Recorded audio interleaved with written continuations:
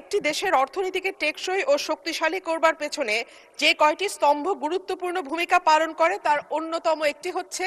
Share market বা পুঁজিবাজার। আজকের বিশ্বে যেসব দেশের অর্থনীতি সমৃদ্ধ ও প্রতিযোগিতামূলক তাদের শক্তির অন্যতম উৎস হচ্ছে শেয়ার বাজার, কিন্তু আনফরচুনেটলি বাংলাদেশের শেয়ার বাজার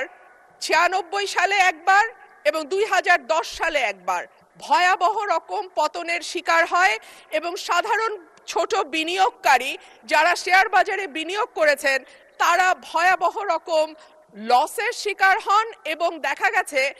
যে শ্বেতপত্রটি প্রকাশিত হয়েছে সেটি বলছে গত 15 বছরে শেয়ার বাজার থেকে লুট হয়েছে 1,00,000 কোটি টাকার ওপরে। মাননীয় স্পিকার, এই 1,00,000 কোটি টাকা সাধারণ মানুষের টাকা, যেই মানুষগুলো তাদের সমস্ত সঞ্চয় হয়তো শেয়ার বাজারে বিনিয়োগ করেন সেই মানুষগুলোর টাকা, এবং এগুলো লুটপাট করা হয়েছে একটি বিশেষ গোষ্ঠীর মাধ্যমে, একটি বিশেষ কিছু ব্যবসায়ী প্রতিষ্ঠানের মাধ্যমে, যাদেরকে কখনোই বিচারের আওতায় আনা হয় নাই। মাননীয় স্পিকার, আমি আশা করব যে বাংলাদেশের অর্থনীতি যেটি এখন নানান কারণে সমস্যার মুখে আছে, আমদানি রপ্তানির অবস্থা ভালো নয়, পুঁজিবাজারের উপর মানুষের আস্থা নাই, এই সার্বিক পরিস্থিতিতে আমি আশা করব যে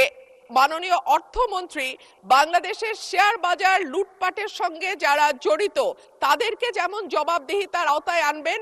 একইভাবে Bangladesh security and exchange commission যেটা নিয়ন্ত্রক সংস্থা হিসেবে পরিচিত সেই সংস্থাটিতেও দক্ষ এবং যোগ্য মানুষদের সম্মিলন ঘটিয়ে বাংলাদেশের শেয়ার বাজারকে আবারও একটি আস্থার জায়গায় নিয়ে যাবেন।